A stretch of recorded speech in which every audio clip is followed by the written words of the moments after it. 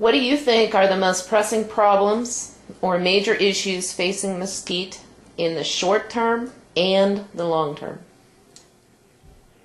In the short term, empty storefronts. In the long term, growth, because growth will occur. We all know that there are virtually millions of baby boomers now waiting to sell their homes. They postpone their retirement. They would love to come out to the Southwest, of course Mesquite, Las Vegas, through Arizona. They can't do it right now, but eventually the tide will turn and we will be overwhelmed with retirees and other people heading out west, early retirees hopefully, if the economy improves. We've got to look at our infrastructure so we don't end up like St. George, which is a continual traffic jam as far as I'm concerned. We have to look to see that we're not overbuilt nor underbuilt. So we need some really serious long-term planning, knowing that the economy is going to go up and the economy is going to go down. The cycle always repeats itself. Yes. Okay. The Code of Conduct for elected officials provides city council members with an expectation of how they are to interact with citizens during council meetings. Do you agree or disagree with the guidelines, and would you work towards any changes? Well, to start with, I read the entire document, which consists of 17 pages, of which most of it sounds like it's school reprimand. It isn't, but it's a little overdone. As an example, I found one city that has a beautiful code of conduct for their city elected officials. It's 1 page in length. I found another one in 4 pages in length. That's Holbrook, Arizona. The other one I'm talking about is Grand Junction, Colorado, with 1 page. This is a little bit much for what I think is expected of anybody, because we hope that when we elect somebody that they've got good common sense, that they've got the decorum to conduct themselves correctly in front of everybody. As far as the interactions between the city council, it isn't bad right now, but I think it needs to be opened up more. Remember, we're talking about transparency all the time in government, and when we've got citizens that are cut off early or can't get up to say something because it's an agenda item and so forth, it does pose a bit of a problem. It sounds like it's almost censorship. And how would you work to change that?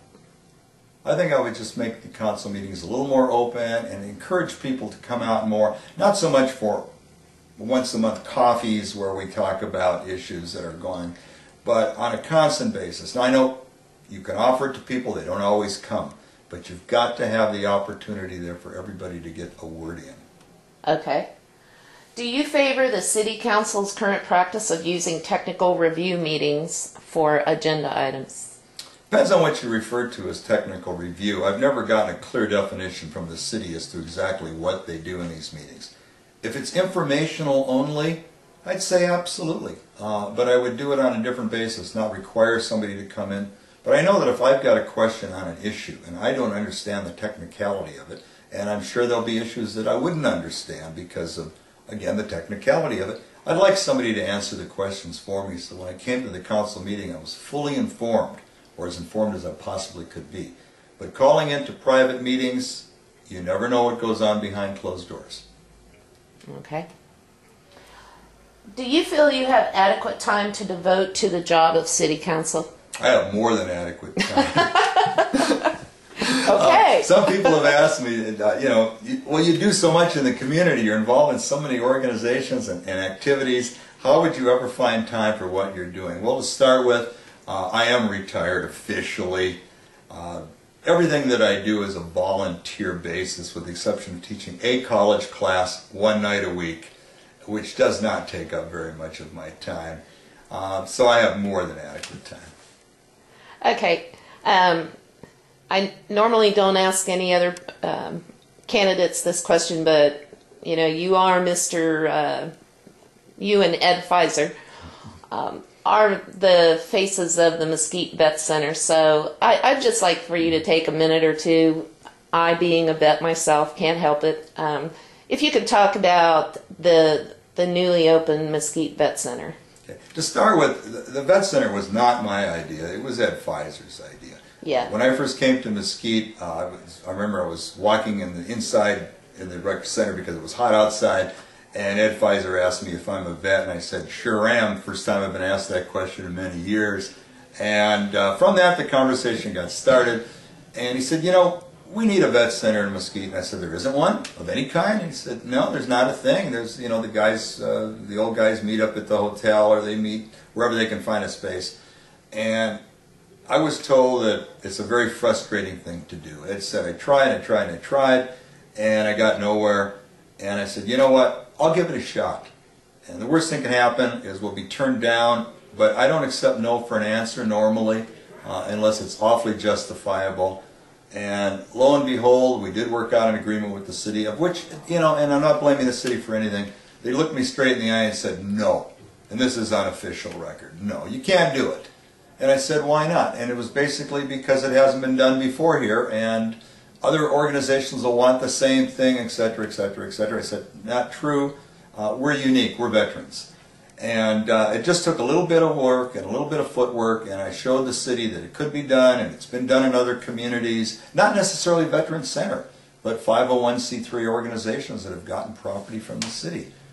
The city at that point was overwhelmingly gracious because they gave us all the land we want here for this building. They didn't help us financially, and that's fine. We didn't need the financial help because we like to do things on our own. And when I first signed the lease with the city, I projected that it would be about 2 years before we even started anything, and I asked for 5 years to start the actual construction, to have it finished in our 6th year.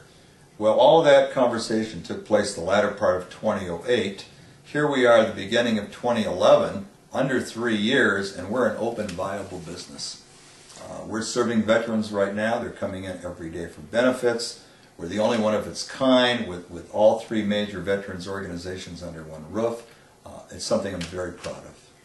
And you should be. It's a very beautiful organization. If people have not visited, I would encourage them to do so. I would too. And by the way, just as an afterthought, and I'm not a member now of the American Legion because they always met on a night I couldn't attend, unfortunately. Their average meeting, it was about 7 or 8 people. The last meeting, because we're here now, was 23. Probably the largest turnout they've had in ages. This is also occurring with the Vietnam veterans and with the VFW.